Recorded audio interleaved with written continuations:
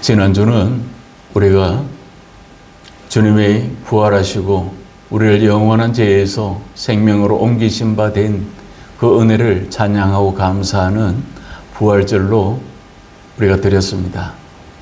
그 부활절의 기쁨과 감격이라고 하는 것이 한 주간이 지난 오늘도 또 여전히 우리 삶들 가운데 그 부활의 기쁨이 계속 되어지고 있는가를 우리는 또 돌아볼 수 있어야 합니다.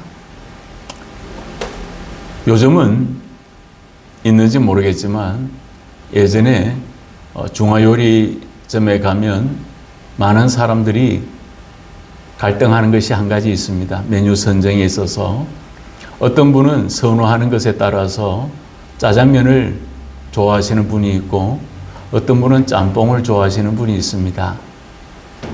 그런데 그 메뉴를 고르는 것에 대한 갈등을 줄이기 위해서 짬짜면이라고 하는 것이 있었습니다. 한 그릇 안에 이렇게 나누어져서 한쪽에는 짜장면을 한쪽에는 짬뽕을 이렇게 반반씩 나누어서 두 메뉴를 같이 먹게 하는 그런 경우가 있었습니다. 그런 것처럼 우리가 어느 부분에 있어서 살아가는 것은 어쩌면 믿음이라고 하는 삶이 있고 또 현실의 삶이라고 하는 것도 있습니다. 그래서 이 현실의 삶들 속에서 우리는 어쩌면 짬짜면처럼 내가 선호하고 내가 원하는 것을 한꺼번에 다 취식할 수 있는 일들이 있기도 하지만 그러나 대부분 없기도 하는 경우가 더 많습니다. 우리의 소망은 인간의 기대뿐만 아니라 하나님의 약속 안에서 시작됐음을 그리고 또 시작되고 있음을 우리는 믿어야 합니다. 그래서 시편에는 이렇게 말합니다. 이는 주께서 내 영혼을 소홀히 버리지 아니하시며 주의 거룩한 자를 멸망시키지 않으실 것임이니이다. 단순히 지켜주심만을 말하지 않습니다. 죽음을 넘어서는 하나님의 능력이 함께하고 있음을 여기서 말하고 있다는 겁니다. 당시 그리스도인의 삶은 부활 전보다 오히려 더 열악했습니다. 사회적으로, 경제적으로, 그리고 또 예수를 믿는다는 것으로 인해서 사회적인 불이익조차도 감당할 수밖에 없었던 그런 시련의 삶들이 계속되어지고 있었습니다. 당시 초대교회에서는 많은 사람들이 부활 이후에는 하나님의 나라가 그리고 또 천국이 곧 이어질 줄 알았고 또 하나님이 함께 하심을 통해서 예수 그리스도의 부활 이후에는 자신의 삶이 온전히 달라질 줄 알았지만 그러나 여전히 고난과 역경은 더 깊어졌고 사회적인 눈총은 더 따가워졌을 뿐만 아니라 예수를 믿는다는 것만으로도 많은 어려움에 처해지고 있을 때 그런 시기에 베드로 사도는 믿음의 사람들에게 오늘 이 본문을 던지고 있습니다. 그런 것처럼 그럼에도 불구하고 포기할 수 없는 것 한 가지가 있다면 부활하신 예수 그리스도 그분이 우리의 산 소망이 되십니다는 것을 베드로는 끊임없이 선포하고 있었습니다. 첫 번째는 우리들의 삶은 안전하고 또 유지되고 있는가를 알아야 합니다. 인생의 삶을 가운데서 우리의 주된 관심사는 무엇이겠습니까? 가뜩이나 불경기로 경제적인 어려움을 겪고 있는데 이 중동 전쟁이 끝나지 않음으로 인해서 생활 필수품조차도 급등하는 그런 경우를 만나게 됩니다. 유류야 어쩔 수 없이 석유를 수입해야 하는 입장이니 그럴 수밖에 없지만 그러나 파생되어져 나타나는 후유증으로 인해서 물가 상승과 환율 상승이 또한 이루어지고 있는 것을 우리는 보게 됩니다. 아담이 하나님께서 그에게 배필을 허락해 주셨을 때 그 이름을 아담이 직접 짓게 하셨습니다. 성경에 보면 창세기에 아담이 그의 아내의 이름을 하와라 불렀으니 그는 모든 산자의 어머니가 됨이라 라고 그렇게 불렀습니다. 하와라고 하는 그 이름이 모든 산자의 어머니라 라고 하는 그런 뜻이 담겨져 있습니다. 그런데 그 이름과는 전혀 다르게 하와가 뱀의 유혹으로 인하여서 아담과 함께 하나님이 명령하신 선악과를 따먹음으로 말미암아 하나님과의 관계에서 죄가 들어오고 그 죄로 인하여서 단절이 이루어졌고 결국은 에덴 동산에서 쫓겨나는 모습이 있었습니다. 하와로 불렀을 때 적어도 아담은 이제 우리 부부는 이 산자의 어머니가 되길 것처럼 이 모든 에덴 동산을 다스리고 또 하나님이 맡겨주신 것들을 이루어가고자 하는 그런 꿈이 있었지만 그러나 생각과는 전혀 다르게 하나님께 불순종함으로 인하여서 산자의 어머니가 오히려 엄청난 고통을 겪어야 생명을 얻게 되는 그런 경우를 맞이하게 되었습니다. 오늘 본문 4절이 이렇게 말합니다. 썩지 않고 더럽지 않고 쇠하지 아니하는 유업을 있게 하시나니 라고 말합니다. 우리는 이 땅의 것을 바라보고 살지만 이 세상의 것은 영원하지 않다는 것을 베드로 사도가 권면합니다. 요즘은 현금보다는 결제를 할 때 카드로 많이 결제를 합니다. 그렇기 때문에 현금을 소유하고 있기보다는 여러분들이 갖고 다니는 핸드폰의 앱을 통해서 어플을 통해서 그렇게 결제를 하는 경우가 허다합니다. 그런데 잔액이 부족하면 통장에 들어있는 잔고가 부족하면 그것이 직불카드나 체크카드 같은 것은 사용할 수가 없습니다. 그렇지 않겠습니까? 또 신용카드를 쓰면 그 당시는 마음대로 쓸 수 있지만 그 카드의 결제일이 다가오면 그 금액은 분명히 갚아야 하는 것입니다. 그렇기 때문에 빚을 우습게 여기면 안 됩니다. 어쩔 수 없이 빚낼 수밖에 없는 상황에 이르기도 하지만 그러나 과소비를 할 때에는 흥청망청 자신의 수입보다 더 많은 지출을 하게 되면 경제적인 곤란을 때로는 맞이하게 되는 겁니다. 우리가 세상을 살아가면서 자꾸만 잔액이 부족한 통장을 바라보게 되거나 그리고 또 현실에서 전혀 해결되지 않는 문제점들이 계속 되어질 때 육체의 건강도 마찬가지입니다. 건강한 모습 그대로 살면 얼마나 좋겠습니까? 그런데 치료를 받아도 여전히 질병에서 벗어나지 못하고 아픈 부위의 그 통증은 서서히 육체를 허물게 하는 것을 우리는 또 보게 됩니다. 베드로가 말합니다. 세상의 것은 썩어진다는 것입니다.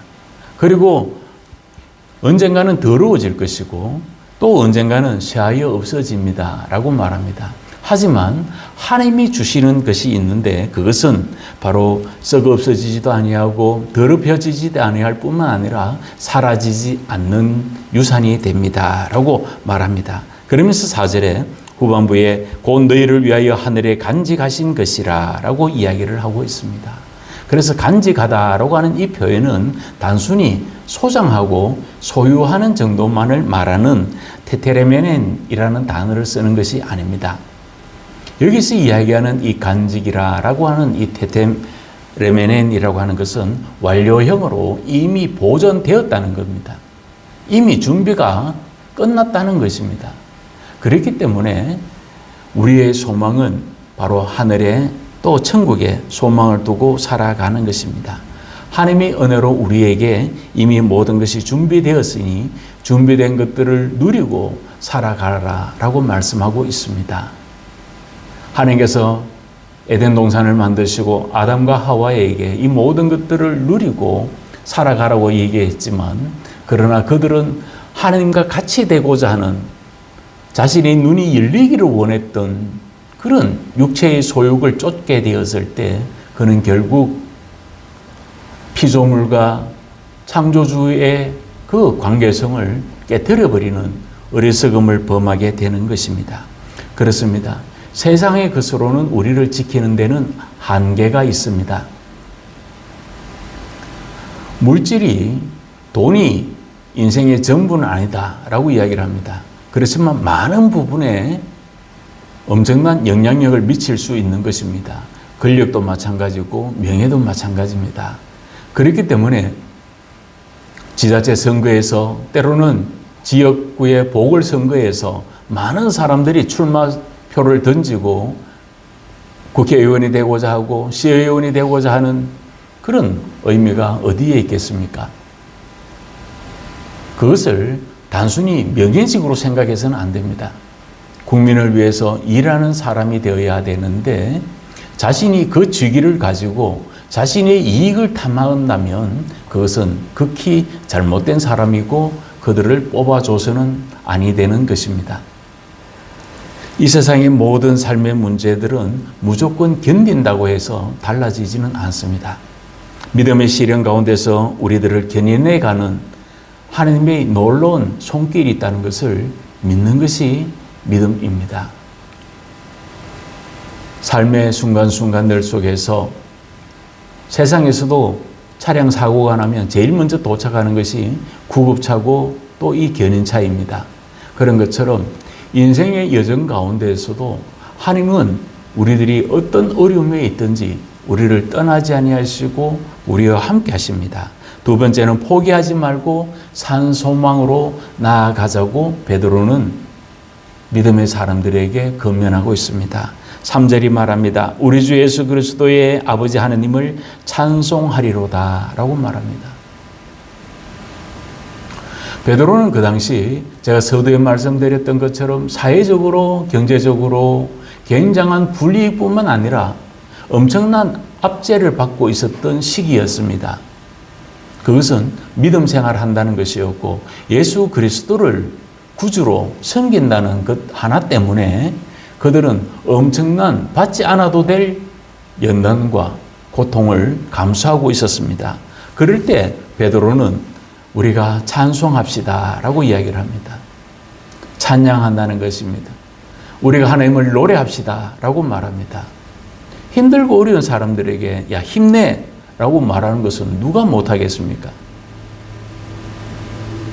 다들 힘내 라고 말하죠. 그런데 그 말을 뒤집어 말하면 뭐라고 이야기합니까? 다들 힘내를 거꾸로 쓰면 힘내, 내 힘들다 그런 뜻입니다. 다들 힘내인데 뒤집어 말하면 내 힘들다 그렇게 어느 유희일 수도 있겠지만 그러나 우리가 말로서 사람을 위로할 수 있는 데는 한계가 있습니다. 그런데 지치고 공고한 자들에게 살아갈 길이 막막했던 당시의 사람들에게 베드로는 우리 주 예수 그리스도의 아버지 하나님을 찬송합시다 라고 그렇게 말하더라는 것입니다. 베드로는 세상의 것으로 살게 하는 일들이 끊어져 가고 사라져 가고 또 붙들 수도 없고 채워지지도 않는 언제 끝날지 모를 이 고통의 순간순간들 속에서도 우리가 소망을 잃지 맙시다 라고 말하더라는 것입니다. 죽은 소망이 아닌 살아계시며 부활하신 예수 그리스도에게 산 소망을 두자라고 그렇게 권면하더라는 것입니다. 그러면서 3절 후반부에 그의 많으신 긍휼대로 예수 그리스도를 죽은 자 가운데서 부활하게 하심으로 말미암아 우리를 거듭나게 하사 산 소망이 있게 하시며 라고 이야기를 합니다. 그러면서 산 소망의 출발점을 바로 하나님의 긍휼에 두고 있습니다. 긍휼이라고 하는 이 표현은 바로 단순한 동정을 말하는 것이 아닙니다. 깊은 사랑과 은혜를 이야기하는 엘레오스라고 하는 단어를 씁니다. 단순히 동정으로 단순히 불쌍히 여기는 정도만 하는 것이 아니라 누구보다 더 애절한 사랑, 누구보다 더 깊은 은혜를 넘쳐나게 해주실 것을 긍휼이라고 하는 이 표현으로 사용합니다. 우리가 소망을 바라볼 수 있는 것은 바로 하나님이 우리를 포기하지 않으시기 때문입니다. 믿음의 여정 가운데서 예전에 어떤 한 산모가 굉장히 고통스러움을 통증을 잊지 못해서 산부인과에 갔더니 애가 거꾸로 서 있는 겁니다. 그래서 그 거꾸로 되어 있으니까 얼마나 고통스럽겠습니까? 그리고 급기야는 의사 선생님이 이야기를 합니다. 환자의 그 산모의 배우자에게 아이를 택하든지 아내를 택하든지 하십시오 라고 이야기를 합니다. 두 생명을 다 살리지는 못합니다. 출산을 통해서 애를 낳다가 산모가 죽을 수도 있고 또 소중한 생명이 죽을 수도 있습니다. 그런데 둘 다 살리지는 못합니다 라고 이야기를 할 때 굉장한 시름에 빠졌습니다. 걱정과 염려에 빠졌습니다. 아내를 사랑하는 그 남편은 부인에게 그런 이야기를 합니다. 아이는 다시 가질 수가 있으니까 이번에는 포기합시다 라고 이야기하니까 그 산모는 그럴 수 없다고 이야기를 했습니다. 아이를 포기할 수 없다고 해서 그래서 그 고집을 그 마음을 꺾을 수가 없었습니다. 당신이 생명이 위험하다라고 이야기할 때도 내 생명을 걸고서라도 바로 하나님이 내게 주신 생명을 이 땅에 빛을 보게 하고 싶다라고 했습니다. 그러면서 기도하면서 오랜 난산을 겪게 되었는데 다행스럽게도 아이도 산모도 건강한 모습을 가질 수가 있었습니다. 그런 것처럼 살아있다라고 하는 이 엘피스라고 하는 말은 지금도 계속해서 이어지고 있다는 것입니다. 우리가 숨을 쉬고 있잖아요. 우리가 숨을 쉬는 동안 바로 사람은 계속 살아갈 수 있는 것입니다. 인위적인 산소 호흡기를 대거나 그리고 또 어떤 생명의 연장선을 이루어갈 수는 있지만 오늘 본문에서 이야기하는 이 살아있다라고 하는 것은 바로 현재 진행 영역을 이야기하고 있습니다. 그래서 역경과 고통의 순간 속에 있는 우리들이지만 우리는 여전히 하나님의 도우심을 바라봅시다 라고 베드로가 간곡히 지금 부탁하는 것입니다. 명령하는 것이 아닙니다. 여러분들은 얼마나 지치고 공고합니까? 사회적으로 경제적으로 정말 우리가 시달리고 너무 힘들고 어렵습니다. 눈물 흘리지 않는 날들이 없고 때로는 생명을 포기하고 싶을 때가 왜 없겠습니까? 그렇지만 그 가운데서 이 부활의 주를 우리의 산소망으로 여기고 우리가 믿음으로 견뎌냅시다 라고 그렇게 눈물로 호소하고 있는 것을 보게 됩니다. 부활 후 제자들은 부활의 소식을 알았지만 그들의 삶의 자리는 여전히 언둔형이었습니다. 숨어 있었습니다. 로마의 군사들이 아니면 자기의 생명을 찾는 자들이 자신들을 습격할까 봐 제자들은 몰래 숨어 있었습니다. 예수님이 부활했다고 하는 그 소식을 알면서도 그들은 여전히 밖으로 나오지 못했습니다. 왜냐하면 두려움과 불안과 낙심과 좌절이 바로 그들을 엄습하고 있었기 때문입니다. 부활은 이루어졌지만 여전히 그들의 삶은 숨겨져 있었습니다. 그런데 성경에 보면 이튿날 곧 안식 후 첫날 저녁 때에 제자들이 유대인들을 두려워하여 모인 곳의 문들을 닫았더니 예수께서 오사 가운데 서서 이르시되 너에게 평강이 있을지어다 라고 말씀하고 있습니다. 유대인들을 피해서 숨어 있습니다. 자기의 생명을 찾는 이들을 피해서 두려워 떨고 있습니다. 부활의 소식은 들었으나 그러나 현실의 삶이 녹록지 않기 때문에 그들은 지금 숨어 있습니다. 그런데 예수님이 닫혀있는 그 문을 통과하시고 그들에게 말씀하셨습니다. 너에게 평강이 있을지어다 라고 말합니다. 그런 것처럼 오늘 우리에게 필요한 것들이 바로 이런 부분입니다. 예수님의 평강이 필요하고 예수님의 은혜가 필요한 것은 내 삶의 문제에서 우리가 부활절 전에 우리 교회의 기도 제목들 또 우리 믿음의 공동체의 기도 제목들이 응답받기를 그동안 계속해서 심야기도를 통해서 기도했습니다. 그런데 아직 문제가 해결되지도 않았고 해결될 조짐도 보이지 않을 때 기도할 때 때로는 낙심할 수도 있습니다.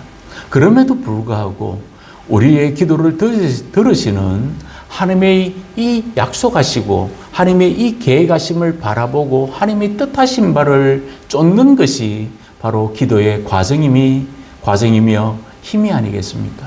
마찬가지입니다. 믿음의 사람들에게 예수님께서 숨어있는 제자들에게 너희에게 평강이 있을지어다 라고 말씀하신 것은 그 평강이 두려움을 내어 쫓을 수 있기 때문입니다.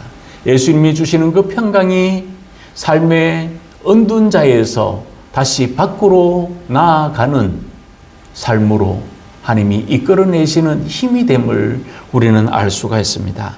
오늘 본문 5절이 말합니다. 너희는 말세에 나타내기로 예비하신 구원을 얻기 위하여 믿음으로 말미암아 하나님의 능력으로 보호하심을 받았느니라 라고 말합니다.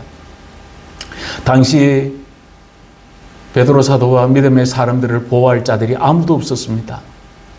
오히려 예수를 믿는다고 해서 경제적으로 제외시되었고 그들은 일자리를 빼앗길 정도였습니다. 길을 지나가다가 두드려 맞아도 어디 하소연할 수가 없습니다. 왜요? 예수 믿는 인간 때려도 별로 죄도 되지 않을 때입니다. 그렇기 때문에 주 사람이 예수 믿는다고 해서 내가 때렸습니다. 이러면 그냥 지나가는 겁니다. 무시하는 것이고 외면하는 것입니다. 그럴 때 자기를 지켜줄 자들이 아무도 없었습니다. 그런데 베드로 사도가 말합니다. 하나님의 능력으로 보호하심을 받고 있습니다. 라고 그렇게 선포하더라는 겁니다. 말장난하는 것처럼 들려질 수 있습니다. 길을 가다가 내가 두드려 맞고 내가 일자리가 쫓겨나고 또 받을 돈도 받지 못하는데도 누가 나를 지켜준단 말입니까? 라고 하소연할 수도 있는데 베드로는 그럼에도 불구하고 믿음으로 말미암아 하나님의 능력을 바라봅시다 라고 말합니다. 그래서 이 보호하시다라고 하는 이 능력, 이 용어는 군사 용어입니다. 프루르메네누스라고 하는 이 표현을 쓰는 것은 철저한 경계와 보호를 의미하는 겁니다. 군사들이 또 군대에서 군인들이 바로 이 나라를 지켜주기 때문에 우리가 얼마나 평안하게 삶을 지탱하고 살아가는지 모릅니다. 군인에게 참으로 감사해야 됩니다. 그런데 국방부 장관이라고 하는 자가 전방에서 경계 인원들을 빼서 후방으로 옮긴다고 하는 그런 말도 안 되는 소리를 하고 인원을 감축한다고 해서 제가 엄청나게 놀란 적이 있습니다. 그러면서 최첨단의 설비들이, 최첨단의 무기들이 지켜줄 거라고, 그건 말도 안 되는 소리입니다. 경계와 또 이 보호가 군인의 용어인 것처럼 베드로 사도는 지금 그 부분을 지금 이야기하고 있는 것입니다. 하나님은 우리의 삶을 그냥 방치하시는 분이 아닙니다. 나를 지켜줄 자가 현실에서는 아무도 없습니다. 돈을 떼먹어도 할 말이 없고 길을 가다가 두드려 맞아도 할 말이 없고 다복했던 그 일자리를 뺏겨나고 가정이 파탄돼도 할 말이 없을 때입니다. 그런데도 불구하고 믿음으로 말미암아 하나님의 군대가 여러분들을 보호하십니다. 여러분들을 경계하여 주실 것이고 여러분들을 지켜주신다고 성경은 말씀하고 있습니다. 그러면서 6절이 이렇게 이야기를 합니다. 그러므로 너희가 이제 여러 가지 시험으로 말미암아 잠깐 근심하게 되지 않을 수 없으나 오히려 크게 기뻐하는도다 라고 말합니다. 성경은 고난이나 역경을 부정하지 않습니다. 괜찮아 라고 그렇게 입에 발린 말을 하지 않습니다. 대충 듣고 살아가라고 말하는 것이 아닙니다. 역경이 있다는 것을, 고난이 있다는 것을, 슬픔과 아픔이 있다는 것을 베드로는 누구보다도 더 잘 알았던 사람입니다. 여러분, 지금 우리가 이 어려움의 단계에 있고 고난과 역경의 순간에 있다 할지라도 이 모든 고난은 끝날 때가 있습니다. 그럴 때 크게 기뻐할 수가 있는 것입니다. 라고 말하더라는 겁니다. 또한 변함없는 약속을 붙들고 우리는 또 살아가야 합니다. 복음성가 중에 사람을 보며 세상을 볼 땐 이라는 노래가 있습니다. 요즘은 잘 부르지 않지만 예전에 는 많이 불렀습니다. 거기 보면 사람을 보며 세상을 볼 땐 만족함이 없었네. 나의 하나님 그분을 뵐 땐 나는 만족하였네. 저기 빛나는 태양을 보라. 또 저기 서 있는 산을 보아라. 천지 지으신 우리 여호와 나를 사랑하시니 나의 하나님 한 분만으로 나는 만족하였네. 동남풍아 부르라. 서북풍아 부르라. 가시밭에 백합화 예수 향기 날리니 할렐루야 아멘. 가시밭에 백합화 예수 향기 날리니 할렐루야 아멘. 그렇게 우리는 찬양을 불렀습니다. 지치고 공고할 때 어떤 시련의 바람이 분다 할지라도, 어떤 가시 등불과 같은 가시밭길이 있다 할지라도 믿음으로 나아가고자 하는 그 마음과 열망을 품고 찬양 드렸던 적이 있습니다. 우리들의 삶 속에서 우리들은 어떤 힘으로 여러분들의 삶의 문제를 이겨내고 해결을 하려고 하고 있습니까? 부활은 우리에게 한없는 은혜가 되며 우리들 가운데서 든든히 세워주시는 능력이 됩니다. 그러나 그 믿음에 대해서 우리가 흔들리거나 또 포기하거나 하지 말 것을 오늘 본문은 이야기합니다. 그러면서 7절에 너희 믿음의 확실함은 불로 연단하여도 없어질 금보다 더 귀하여 라고 이야기를 합니다. 그래서 이 확실하다라고 하는 이 표현은 이미 검증되었다는 뜻입니다. 도큐미온이라고 하는 이 단어는 모든 것들 속에서 이미 검증되었다는 것입니다. 시약을 판매할 때까지는 많은 임상 실험도 해야 되고, 그리고 식약처에서 그것이 의약용품으로 검증이 될 때 판매가 가능한 것이지 그냥 쓰는 게 아닙니다. 지난 코로나 사태에도 백신의 종류가 여러 가지 있지만 아무거나 접종할 수 있는 것이 아니었습니다. 그런데 수많은 접종을 할 때 수천만의 주사 중에 그 백신 중에 곰팡이균이 있어서 사회적인 문제가 되지 않습니까? 그런데 지금까지도 공개적으로 사과를 하지도 않습니다. 문재인 정부 때 문재인 씨나 또 지금의 장관이나 그 문제에 대해서 어느 누구 하나 책임지는 사람이 없습니다. 믿음의 삶의 여정 가운데 나아갈 때 우리가 무엇으로 검증되고 있는가를 돌아봐야 됩니다. 그래서 여러분들의 믿음은 이미 검증되었으니 여러분 흔들리지 마십시오 라고 말하는 것입니다. 요즘 금값이 많이 올랐습니다. 그래서 예전에 애들 돌반지 하나는 한 6, 7만 원 정도 하면 샀습니다. 그런데 요즘은 그걸 못 산다 그래요. 한 돈에 100만 원이 넘습니다. 구매 가격이. 그런데 그 금에 다른 이물질이 조금씩 들어가면 우리는 흔히 18K, 14K라고 그렇게 부르기도 합니다. 순금에 이물질이 들어가면 들어갈수록 그 금의 가치는 떨어지기 마련입니다. 그러므로 우리의 믿음에도 어떤 이물질이 들어있는가를 우리는 또 돌아봐야 합니다. 그래서 이 베드로 사도는 7절 후반부에 예수 그리스도께서 나타나실 때에 칭찬과 영광과 존귀를 얻게 하려 할 것이니라 라고 말합니다. 그러면서 믿음의 삶에는 헛된 것이 없습니다 라고 말하는 겁니다. 예수 그리스도를 바라보고 믿음으로 나아갈 때 여러분들의 헌신, 여러분들의 충성, 여러분들의 봉사와 여러분들의 믿음 생활에는 분명한 상급이 있을 겁니다. 라고 베드로가 말합니다. 바울도 이런 말을 합니다. 그러므로 내 사랑하는 형제들아 견실하며 흔들리지 말며 항상 주의 일에 더욱 힘쓰는 자들이 되라. 이는 너희 수고가 주 안에서 헛되지 않은 줄을 알미라. 라고 말했습니다. 고난과 역경들은 끝이 아니라 과정입니다. 그러므로 우리 인생의 끝이 끝난 것이 아니라 아직은 과정 중입니다. 그러므로 여러분, 우리는 진행 중에 있는 이 일들 속에서 우리가 다시 한번 힘을 얻을 수 있어야 합니다. 경제적인 문제를 당하고 사회적인 비난과 업신여김과 고통을 받고 있었던 당시에도 또 현대를 살아가는 우리들 또한 다르지 않을 겁니다. 경제적인 위기를 벗어나지 못하고 또 건강의 위험을 벗어나지 못하는 분들이 한두 분이 아닐 겁니다.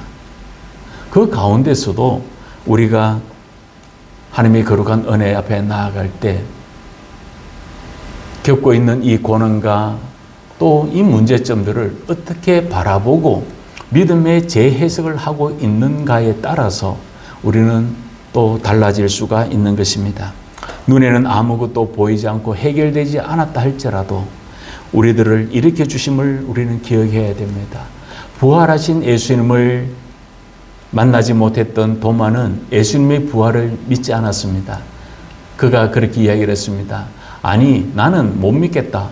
예수를 만나서 예수님의 그 손자락에 그리고 또 옆구리에 손에 못자국 난 손을 만져봐야지.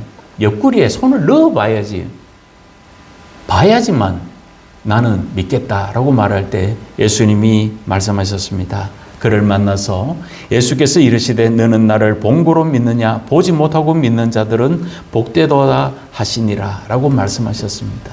고난이 깊어질수록 우리 안에 있는 예수 그리스도의 이 믿음을 놓치지 아니하고 우리가 더욱더 견고히 서갈 수 있도록 우리 함께 같이 힘써 갑시다. 마지막으로는 같은 삶 가운데 또 다른 삶을 여심을 우리는 알게 됩니다. 제 친구 중에 시력이 굉장히 나쁜 친구가 있었습니다. 그 친구는 예전에는 요즘은 압축 기술이 뛰어나서 제가 쓰고 있는 안경도 몇 겹을 이렇게 압축시키면 압축 기술이 뛰어나지만요. 예전에는 그냥 두꺼웠습니다. 그래서 잠자리 안경처럼 이렇게 끼면 이렇게 뱅글뱅글 도는 안경이 있었습니다. 그래서 제가 그 친구가 시력이 얼마나 나쁜지 한번 안경을 꼈는데 온 세상이 빙글빙글 돌아갈 정도였습니다. 그 친구는 공부를 굉장히 잘했습니다. 그런데 시력이 안경점에서는 안과에서는 그런 이야기를 하죠. 시력에는 마이너스가 없습니다. 이런 이야기를 할지 모르겠는데 그 당시 우리는 그냥 눈이 굉장히 나쁘면 야, 쟤 눈 마이너스야 이런 말을 많이 했을 때입니다. 그런데 그 친구가 대학을 졸업하고 그리고 또 직장에 취직하면서 취업을 앞두고 그가 라식 수술을 했습니다. 그래서 라식이라고 하는 이 표현은 찾아보니까 근시, 원시, 난시를 교정하기 위해 레이저를 이용하여 각막을 수술하는 시력 교정 수술 이렇게 되어 있습니다. 한 20, 30년 전에 이런 라식 수술을 하는 경우가 별로 없었습니다. 그런데 그 친구가 라식 수술을 하고 어느 날 안경을 벗고 나타났습니다. 그래서 제가 그 친구에게 물어봤습니다. 야, 라식 수술하니까 좋더냐? 이렇게 물으니까 제게 그런 이야기를 합니다. 야, 서가 세상이 이렇게 아름다운 줄 처음 알았다 라고 이야기를 합니다. 예전에는 그 두꺼운 뿔테 그 잠자리 안경을 쓰고 그렇게 살았는데 라식 수술을 하고 나니까 더 이상 안경이 필요 없고 더 이상 렌즈가 필요 없이 그렇게 마음껏 운동하고 마음껏 활동할 수 있게 되었다고 이야기를 한 적이 있습니다. 똑같은 눈입니다. 그런데 그 라식 수술을 통해서 그 눈이 시력을 회복하게 되었을 때는 모든 세상을 이전보다 더 깨끗하게 볼 수 있었던 것입니다. 그런 것하고 마찬가지입니다. 믿음의 삶의 여정 가운데서 모든 것에 믿음의 라식 수술을 이루어가고 성령의 도우심 가운데 나아갈 때 환경은 똑같습니다. 베드로 사도의 오늘 이 말씀을 전가할 때나 지금이나 모두가 다 똑같습니다. 경제적으로 어려움을 당하고 또 지치고 공고한 자에게 이 베드로 사도는 이야기를 하고 있더라는 겁니다. 부활의 신앙도 마찬가지입니다. 똑같은 고난이고 또 똑같은 역경이지만 믿음으로 이겨낼 때는 예전에는 깡다구로, 예전에는 악으로 무조건 버텼다고 한다면 이제는 믿음으로 그 모든 연단을 이겨냅시다 라고 바울 사도가 이 베드로 사도가 더 권면하고 있는 것입니다. 부활의 신앙도 마찬가지입니다. 여전히 같은 삶의 자리에 있지만 하나님은 부활의 신앙을 소유한 자에게 새로운 신앙의 길을 걷게 하신다는 것을 우리는 기억해야 합니다. 욥기에 보면 이런 말씀이 있습니다. 내 발을 착고에 채우며 나의 모든 길을 살피사 내 발자취를 점검하시나이다 라고 말합니다. 그리고 후반부에 가면 31장에 그가 내 길을 살피지 아니하시느냐 내 걸음을 다 세지 아니하시느냐 라고 말합니다. 최고의 절정을 달렸던 순간의 한 고백이 아니었습니다. 욥이 엄청난 고난을 겪고 자신의 육체에 소진되어 가고 있는 그 순간까지도 그는 하나님을 향하여 원망하지 않았습니다. 그러면서 하는 말이 하나님은 나의 걸음을 인도하시는 분이고 하나님은 나의 안고 일어서면까지도 아시는 분인데 내가 그분께 모든 것을 맡깁니다 라고 고백했던 것처럼 우리 인생의 여정 속에서 우리는 이런 믿음의 고백을 하기가 물론 쉽지는 않습니다. 힘들고 어려운데 찬양이 나옵니까? 안 나옵니다. 한숨만 나오죠. 지치고 공고한데 감사가 나올까요? 아닙니다. 불평과 불만을 토하는 것은 당연합니다. 누구 탓 할 때가 얼마나 많은지 모릅니다. 예배를 마치고 집으로 돌아가도 삶의 자리로 돌아간다 할지라도 여전히 달라질 바가 없을 수 있습니다. 그럼에도 불구하고 우리가 놓치지 말아야 할 한 가지가 있습니다. 오늘 본문 8절에 말합니다. 예수를 너희가 보지 못하였으나 사랑하는도다. 이제도 보지 못하나 믿고 말할 수 없는 영광스러운 즐거움으로 기뻐하니 라고 말합니다. 부활은 어떤 이벤트 행사가 아님을 이야기하고 있는 겁니다. 부활은 그 부활하신 예수 그리스도는 매년 돌아오는 그런 연례적인 행사가 아니라 매일매일 삶 속에 그 부활하신 예수님이 우리와 함께하고 있음을 베드로 사도는 권면하고 있었습니다. 사랑한다라고 하는 이 아가파테라고 하는 말은 일시적인 사랑만을 이야기하는 것이 아닙니다. 지속적인 사랑을 이야기합니다. 계속 사랑의 감을 이야기합니다. 뜨거울 때만, 감정이 좋을 때만 사랑한다는 것은 어느 누구나 할 수 있는 겁니다. 그러나 이 베드로 사도는 바로 사랑합시다라고 이야기를 하는 겁니다. 그리고 믿고라고 하는 것은 현재 진행형입니다. 단절된 것이 아니라 계속해서 이어져 가고 있는 이 프스티온테스라고 하는 이 말을 쓰는 겁니다. 하나님의 우리에게 허락하시는 이 하나님의 사랑하심이, 하나님을 믿는 이 믿음이 끊임없이 진행되어져 가기를 원하고 있더라는 것입니다. 믿음의 사람은 보이는 것만 의존하는 자들이 아닙니다. 산소망이신 예수 그리스도를 의지할 때 베드로 사도는 말할 수 없는 기쁨이 주어질 것입니다 라고 그렇게 권면한 것입니다. 어떻게 해요? 예전에 물에도 뛰어들었던 그였습니다. 모두가 다 예수님을 떠난다 할지라도 나는 예수님을 떠나지 않겠습니다.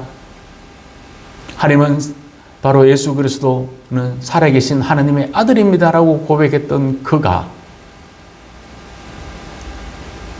믿음이 약해졌을 때는 나는 예수를 모릅니다. 나는 예수를 모릅니다. 라고 말했습니다. 그리고 마지막에는 바로 끝까지 나는 예수님을 모릅니다. 라고 말할 때 예수님이 하신 말씀대로 닭이 울었습니다. 그 닭 울음 소리를 통하여서 베드로는 밖에 나가서 심히 슬퍼 울었다고, 통곡했다고 성경은 기록하고 있습니다. 예전에 말뿐이었던 그가, 예전에는 자신감으로 충만했던 그가 예수님을 부인하고 자기 목숨 하나 건지려고 도망갔던 자신이 예수님을 만났을 때, 베드로야, 네가 아직 나를 사랑하느냐? 라고 묻고 계실 때 그는 근심해서 대답했습니다. 예, 내가 예수님을 사랑하는 줄 아십니다. 라고 그렇게 고백하더라는 것입니다. 그런 것처럼 오늘 우리의 인생의 여정 속에서 그 어느 누구도 세상에 줄 수 없는 기쁨, 그것을 9절에는 이렇게 말합니다. 믿음의 결국 곧 영혼의 구원을 받음이라 라고 말합니다. 구원이라고 하는 이 텔레오스라고 하는 것이 믿음의 목적지는 구원입니다 라고 이야기를 하는 것입니다. 부활을 통해서 믿음의 구원의 시작이 되었습니다. 그러나 아직 구원이 종착지에 도달한 것은 아닙니다. 우리들도 마찬가지입니다. 믿음으로 시작하고 믿음으로 살아가지만 구원의 은혜를 가지고 살아가고 있지만 구원의 은혜가 천국에 이르는 동안 우리는 끊임없이 지속되어져 가야 합니다. 그래서 바울 사도는 권면합니다. 내가 이미 얻었다 함도 아니요 온전히 이루었다 함도 아니라 오직 내가 그리스도 예수께 잡힌 바 된 그것을 잡으려고 달려가노라 라고 말하고 있습니다. 우리는 지금 두 거리 사이에 놓여져 있습니다. 바로 시작된 구원이라고 하는 그 거리와 아직 완성되지 않는 영광, 그 사이에 있는 것입니다. 그럼에도 불구하고 우리는 믿음을 붙들고 끝까지 달려가야 합니다. 우리들의 산 소망이신 예수 그리스도를 통해서 이미 시작되었고 반드시 완성하게 하실 그 은혜를 의지하고 우리가 함께 달려갑시다. 욥이 이렇게 고백합니다. 내가 앞으로 가도 그가 아니 계시고 뒤로 가도 보이지 아니하며 그가 왼쪽에서 일하시나 내가 만날 수 없고 그가 오른쪽으로 돌이키시나 배울 수 없구나. 그리고 고백합니다. 그러나 내가 가는 길을 그가 아시나니 그가 나를 단련하신 후에는 내가 순금같이 되어 나오리라. 이 고백을 합니다. 그 고백처럼 이전보다 더 많은 은혜를 부어주시고 더 많은 복을 다하여 주셨던 것을 우리는 보게 됩니다. 그런 것처럼 우리가 부활을 맞이하고 또한 부활절을 끝났다고 해서 부활의 감격을 놓치지 아니하고 하나님의 거룩한 은혜 가운데 하나님이 군대처럼 우리를 경계하시고 우리를 보호해 주실 뿐만 아니라 바로 영원한 구원의 목적지를 향하여서 하나님은 달려가게 하실 것입니다. 그러므로 우리의 모든 인생의 여정 속에서 힘들고 지칠 때 이 산소망이신 예수 그리스도 그분을 바라보고 한 걸음 한 걸음 더 나아갑시다. 하나님은 우리들의 그 걸어가는 그 발걸음에 힘을 다하여 주실 것입니다. 그러므로 이 시간에 우리 잠시 함께 같이 기도합시다. 산소망이신 예수 그리스도 그분을 바라보며 영원한 하나님의 약속을 의지하고 영원한 하나님의 거룩한 구원의 기쁨과 감격과 감사 가운데 살아갈 수 있는 우리 모든 믿음의 여정이 되도록 우리 잠시 함께 같이 기도합니다.